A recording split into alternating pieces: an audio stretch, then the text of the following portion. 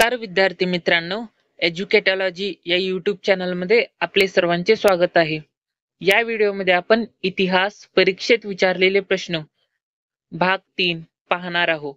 Police भरती, तलाठी, MPSC, सरळ सेवा या परीक्षेत विचारलेले प्रश्नांचा या व्हिडिओमध्ये समावेश करण्यात आलेला आहे। व्हिडिओ खूप महत्त्वाचा असणार आहे। चला तर व्हिडिओला सुरुवात करूया।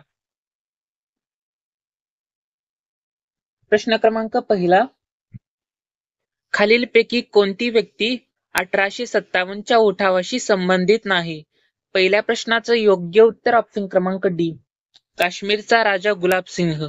काश्मीरचा राजा गुलाब सिंह ही व्यक्ती 1857च्या उठावाशी संबंधित नाही। म्हणजेच ऑप्शन क्रमांक ए, बी आणि सी हे तिन्ही व्यक्ती 1857च्या उठावाशी संबंधित आहेत। 1857चा उठाव व त्याचे नेतृत्व कोणी कोणी केले हे आपण पाहून घेऊया। बिहार मधील उठावाचे नेतृत्व राजा कुंवर सिंह यांनी केले आहे। झाशी येथील उठावाचे नेतृत्व राणी लक्ष्मीबाई यांनी केले। लखनौ येथील उठावाचे नेतृत्व बेगम हजरत महल यांनी केले आणि कानपूर येथील उठावाचे नेतृत्व नानासाहेब पेशवे व सेनापती तात्या टोपे यांनी नेतृत्व केलेले आहे। प्रश्न क्रमांक दुसरा, वीर बाबूराव शेडमाके डॅश डॅशच्या लढाईत सहभागी होते। दुसऱ्या प्रश्नाचं योग्य उत्तर ऑप्शन क्रमांक ए, 1857। वीर बाबूराव शेडमाके 1857च्या लढाईत सहभागी होते। एक्स्ट्रा पॉइंट, 1857च्या भारतीय बंडाच्या वेळी त्यांनी चांदा म्हणजे सध्याचे नाव चंद्रपूर आहे या जिल्ह्यामध्ये त्यांनी बंडाचे नेतृत्व केलेले होते। प्रश्न क्रमांक तिसरा, 29 मार्च 1857 रोजी मंगल पांडे या हिंदी शिपायाने बराकपूर या छावणीत झाडलेल्या पहिल्या गोळीने 1857च्या क्रांतीची ठिणगी पडली। या गोळीचा पहिला बळी कोण होता? तिसऱ्या प्रश्नाचं योग्य उत्तर ऑप्शन क्रमांक डी, मेजर हुसेन। मंगल पांडे यांनी झाडलेल्या पहिल्या गोळीचा शिकार मेजर हुसेन हा होता। एक्स्ट्रा पॉइंट, 1857ची उठावाची नियोजित तारीख 31 मे 1857 होती। प्रश्न क्रमांक चौथा, इसवी सन 1899 मध्ये बीड येथे झालेल्या उठावाचे नेतृत्व कोणी केले? चौथ्या प्रश्नाचं योग्य उत्तर ऑप्शन क्रमांक डी, सदाशिव निळकंठ जोशी। सदाशिव निळकंठ जोशी हे इसवी सन 1899 मध्ये बीड येथे झालेल्या उठावाचे नेतृत्व त्यांनी केलेले आहे। प्रश्न क्रमांक पाचवा, 1921 मध्ये मोपला विद्रोह कोणत्या राज्यात झाला? पाचव्या प्रश्नाचं योग्य उत्तर ऑप्शन क्रमांक ए, केरळ। 1921 मध्ये मोपला विद्रोह केरळ या राज्यात झालेला आहे। एक्स्ट्रा पॉइंट, मोपला विद्रोह हे उत्तर केरळ मधील ब्रिटिश आणि हिंदू जमीनदारांविरुद्ध 19 आणि 20व्या शतकाच्या सुरुवातीस केरळच्या मोपला मुसलमानांनी केलेल्या दंगलीच्या मालिकेचा एक कळस होता। प्रश्न क्रमांक 6वा, ब्रिटिशांविरुद्ध पंजाब मध्ये झालेल्या कुका विद्रोहाचे नेतृत्व कोणी केले? 6व्या प्रश्नाचं योग्य उत्तर ऑप्शन क्रमांक डी, रामसिंग। ब्रिटिशांविरुद्ध पंजाब मध्ये झालेल्या कुका विद्रोहाचे नेतृत्व रामसिंग यांनी केले होते। प्रश्न क्रमांक 7वा, 1857च्या उठावास स्वातंत्र्य युद्ध असे कोणी संबोधले? 7व्या प्रश्नाचं योग्य उत्तर ऑप्शन क्रमांक बी, विनायक दामोदर सावरकर। विनायक दामोदर सावरकर यांनी 1857च्या उठावास स्वातंत्र्य युद्ध असे संबोधले। 1857च्या उठावाला स्वातंत्र्य युद्ध मानणारे व्यक्तिमत्व आपण जाणून घेऊया। परीक्षेत याच्यावर प्रश्न विचारलेला असतो। 1857च्या उठावाला स्वातंत्र्य युद्ध मानणारे मेहता अशोक, संतोष कुमार रे, पंडित नेहरू, विनायक दामोदर सावरकर आणि डिझरायली, जे की त्या काळातील इंग्लंडचे पंतप्रधान होते। हे सर्व व्यक्तिमत्व 1857च्या उठावाला स्वातंत्र्य युद्ध असे मानत होते। प्रश्न क्रमांक 8वा, पेशवा नानासाहेब यांचा सेनापती डॅश डॅश याने 1857च्या उठावात महत्वपूर्ण कामगिरी बजावली. 8व्या प्रश्नाचं योग्य उत्तर ऑप्शन क्रमांक ए, तात्या टोपे. पेशवा नानासाहेब यांचा सेनापती तात्या टोपे याने 1857च्या उठावात महत्वपूर्ण कामगिरी बजावली.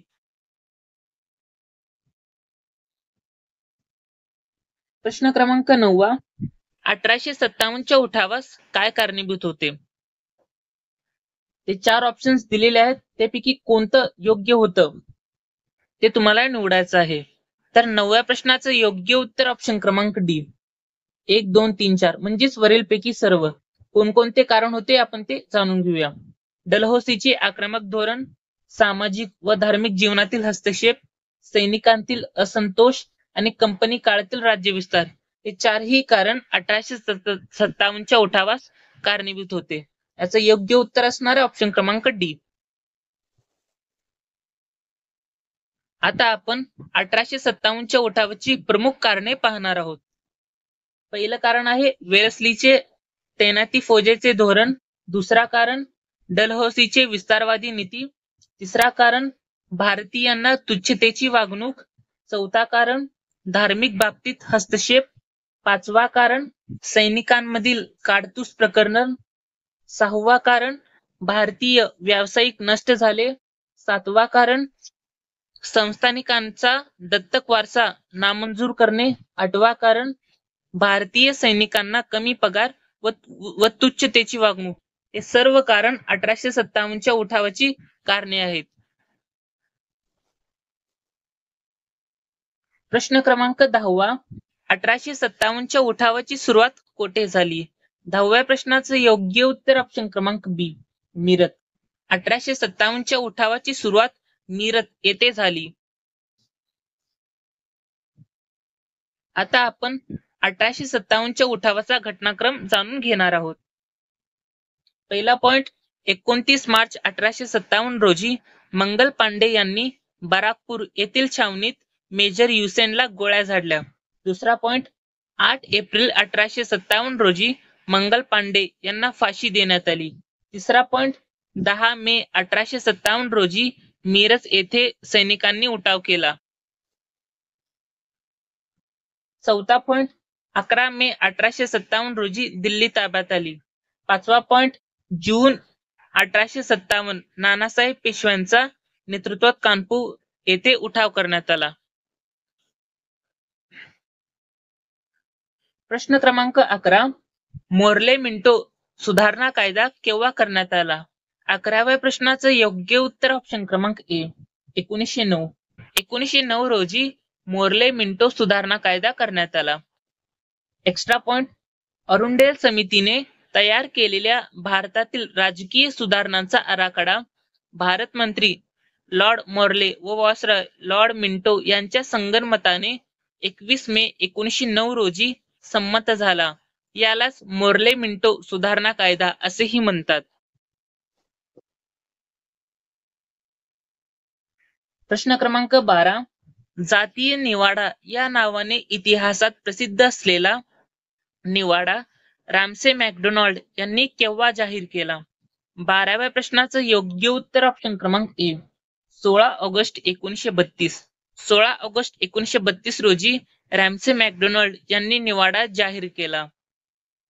एक्स्ट्रा पॉइंट, या जातीय निवाडानुसार भारतीय समाजातील मुस्लिम, शीख, अँग्लो इंडियन, युरोपियन, जमीनदार, दलित, कामगार, मागासवर्गीय या सर्वांना अल्पसंख्याकांचा दर्जा देऊन कायदे मंडळात स्वतंत्र मतदारसंघ जाहीर केले.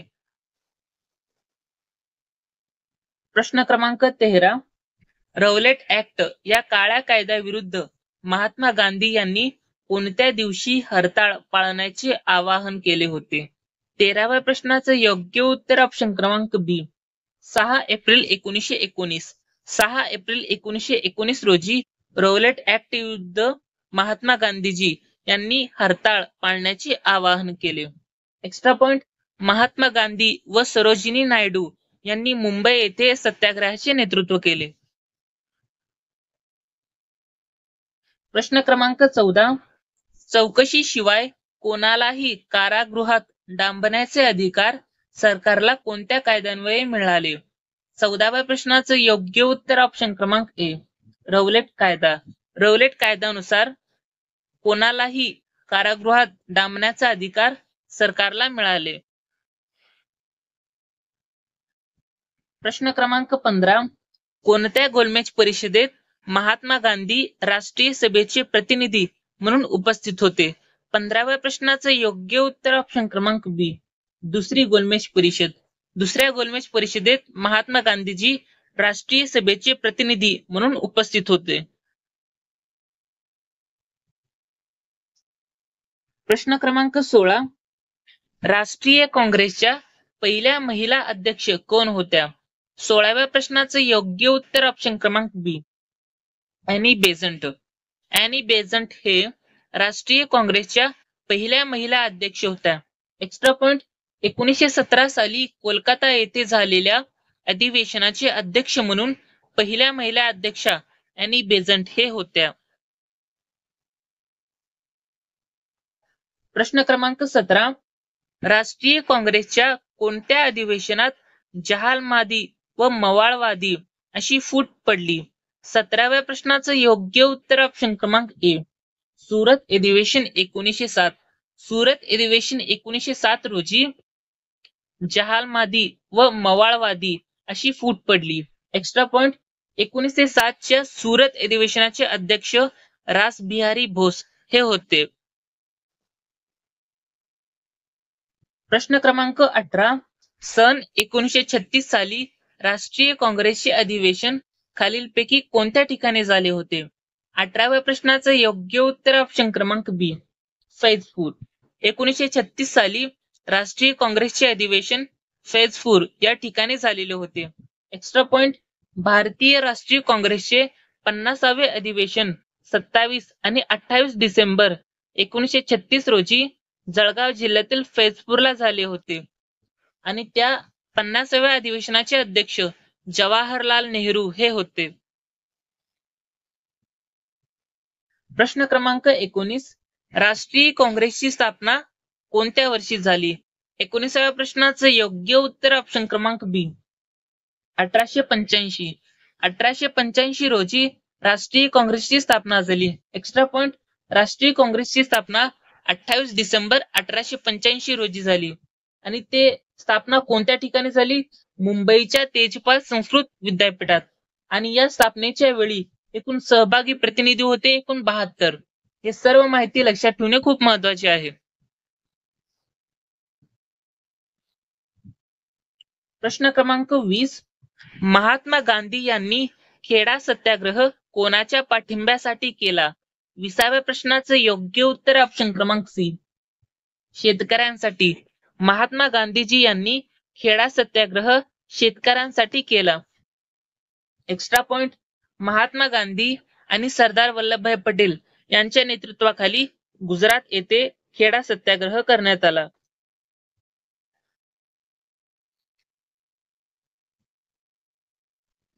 प्रश्न क्रमांक 21. 1919च्या जालियनवाला बाग हत्याकांडाची चौकशी कोणत्या कमिशनने केली? 21व्या प्रश्नाचं योग्य उत्तर ऑप्शन क्रमांक बी, Hunter commission. Hunter कमिशनने 1919च्या Jallianwala Bagh हत्याकांडाची चौकशी केली. एक्स्ट्रा पॉइंट, अध्यक्ष लॉर्ड विल्यम हंटर यांच्या नावावरून ही समिती हंटर कमिशन म्हणून ओळखली जाते. प्रश्न क्रमांक 22. भारताच्या घटनात्मक विकासातील 1919च्या सुधारणा कायद्याला काय म्हणतात? 22व्या प्रश्नाचं योग्य उत्तर ऑप्शन क्रमांक ए, मॉन्टेग्यू चेम्सफोर्ड कायदा. मॉन्टेग्यू चेम्सफोर्ड कायदा हा 1919चा सुधारणा कायदा म्हणूनही ओळखला जातो.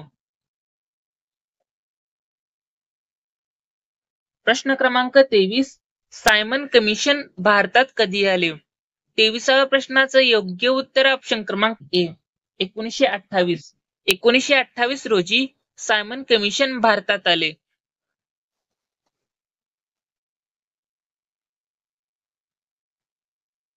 प्रश्न क्रमांक 24. जालियनवाला बाग हत्याकांड निषेधार्थ सर ही पदवी कोणी परत केली? 24व्या प्रश्नाचं योग्य उत्तर ऑप्शन क्रमांक ए रवींद्रनाथ टागोर. रवींद्रनाथ टागोर यांनी जालियनवाला बाग हत्याकांड निषेधार्थ सर ही पदवी परत केली.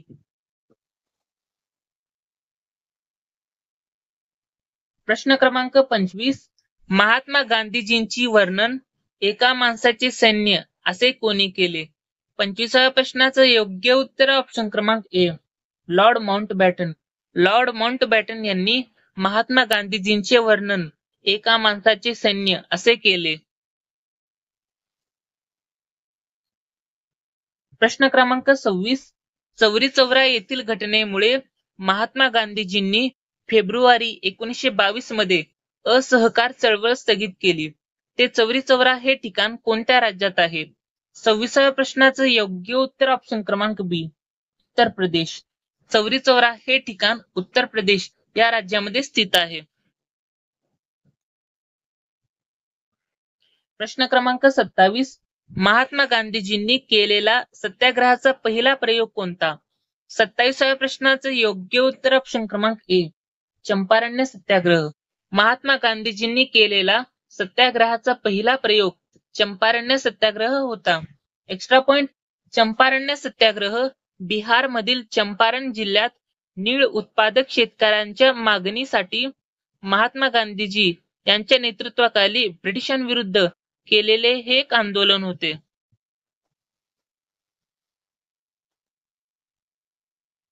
प्रश्न क्रमांक 28 इतिहासात विशेष महत्व असलेले जालियनवाला बाग कोठे आहे? 28व्या प्रश्नाचं योग्य उत्तर ऑप्शन क्रमांक सी अमृतसर. इतिहासात विशेष महत्व असलेले जालियनवाला बाग हे अमृतसर येथे स्थित आहे. प्रश्न क्रमांक 29 महात्मा गांधीजींच्या नेतृत्वाखाली शेतकऱ्यांनी 1918 मध्ये साराबंदीची चळवळ कोणत्या जिल्ह्यात सुरू केली? 29व्या प्रश्नाचं योग्य उत्तर ऑप्शन क्रमांक सी खेडा. महात्मा गांधीजींच्या नेतृत्वाखाली शेतकऱ्यांनी 1918 मध्ये साराबंदीची चळवळ खेडा या जिल्ह्यात सुरू केली. प्रश्न क्रमांक 30 पुणे करार कोणामध्ये झाला? 30व्या प्रश्नाचं योग्य उत्तर ऑप्शन क्रमांक सी डॉक्टर आंबेडकर व महात्मा गांधी. डॉक्टर आंबेडकर व महात्मा गांधी यांच्यामध्ये पुणे करार 24 सप्टेंबर 1932 रोजी झाला. प्रश्न क्रमांक 31 स्वराज्य हा माझा जन्मसिद्ध हक्क आहे आणि तो मी मिळवणारच हे उद्गार कोणाचे आहेत? 31व्या प्रश्नाचं योग्य उत्तर ऑप्शन क्रमांक डी बाळ गंगाधर टिळक. बाळ गंगाधर टिळक यांचे स्वराज्य हा माझा जन्मसिद्ध हक्क आहे आणि तो मी मिळवणारच असे प्रसिद्ध उद्गार होते. प्रश्न क्रमांक 32 खालीलपैकी कोणत्या कायद्याने भारतात सांप्रदायिक मतदारांची ओळख करून दिली? 32व्या प्रश्नाचं योग्य उत्तर ऑप्शन क्रमांक सी भारतीय परिषद कायदा 1909. भारतीय परिषद कायदा 1909 या कायद्याने भारतात सांप्रदायिक मतदारांची ओळख करून दिली. एक्स्ट्रा पॉइंट भारतीय परिषद कायदा 1909 लाच नॉर्ले मिंटो सुधारणा कायदा असेही म्हणतात. प्रश्न क्रमांक 33 हा प्रश्न जोड्या लावा यांचे आहेत. चळवळ किंवा आंदोलन आणि सुरू झालेले वर्ष यांची जोड्या लावायची आहेत. तर 33व्या प्रश्नाचं योग्य उत्तर ऑप्शन क्रमांक सी पाहून घेऊया आपण. असहकार चळवळ 1920 ला करण्यात आला. सविनय कायदेभंग 1930 ला करण्यात आला आणि चलेजाव चळवळ 1942 ला करण्यात आला. प्रश्न क्रमांक 34 महात्मा गांधीजींचे राजकीय गुरु कोण होते? 34व्या प्रश्नाचं योग्य उत्तर ऑप्शन क्रमांक बी गोपाळकृष्ण गोखले. गोपाळकृष्ण गोखले हे महात्मा गांधीजींचे राजकीय गुरु होते. प्रश्न क्रमांक 35 चले जाव ठरावाचा मसुदा कोणी तयार केला? 35व्या प्रश्नाचं योग्य उत्तर ऑप्शन क्रमांक डी जवाहरलाल नेहरू. जवाहरलाल नेहरू यांनी चले जाव ठरावाचा मसुदा तयार केला? प्रश्न क्रमांक 36. चले जाव चळवळ कोणत्या वर्षी सुरू झाली? 36व्या प्रश्नाचं योग्य उत्तर ऑप्शन क्रमांक बी 1942. 1942 रोजी चले जाव चळवळ सुरू करण्यात आली. प्रश्न क्रमांक 37. महात्मा गांधीजी यांच्या आईचे नाव काय होते? 37व्या प्रश्नाचं योग्य उत्तर ऑप्शन क्रमांक सी पुतलीबाई. पुतलीबाई असे महात्मा गांधीजी यांच्या आईचे नाव होते.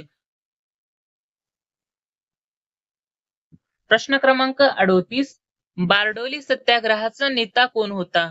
38व्या प्रश्नाचं योग्य उत्तर ऑप्शन क्रमांक ए सरदार वल्लभभाई पटेल. सरदार वल्लभभाई पटेल यांनी बारडोली सत्याग्रहाचे नेतृत्व केले होते. प्रश्न क्रमांक 39. भारतातील भूदान चळवळीचे जनक कोण? 39व्या प्रश्नाचं योग्य उत्तर ऑप्शन क्रमांक बी आचार्य विनोबा भावे. आचार्य विनोबा भावे यांनी भारतातील भूदान चळवळीचे जनक होते. Extra point. भारतात भूदान चळवळीची सुरुवात 1951 रोजी झाली आणि भूदान चळवळीची शेवट 1970 रोजी झाली.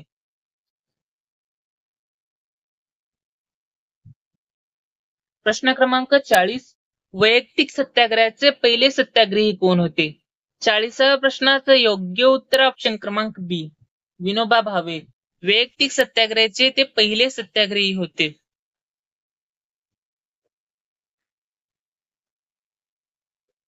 तुमच्यासाठी एक खास प्रश्न. या प्रश्नाचं उत्तर तुम्ही कमेंट बॉक्समध्ये द्यायचं आहे. प्रश्न आहे, मुळशी सत्याग्रहाचे नेतृत्व कोणी केले? त्याचे ऑप्शन्स आहे लोकमान्य टिळक, साने गुरुजी, सेनापती बापट आणि महात्मा फुले. ज्यांना पण या प्रश्नाचं योग्य उत्तर येत असेल त्यांनी याचं उत्तर कमेंट बॉक्समध्ये द्यायचा प्रयत्न करायचा आहे. व्हिडिओ जर आवडला असेल तर व्हिडिओला एक लाईक आणि सबस्क्राईब सुद्धा करून घेऊ शकता. व्हिडिओ बघितल्याबद्दल आपले सर्वांचे धन्यवाद.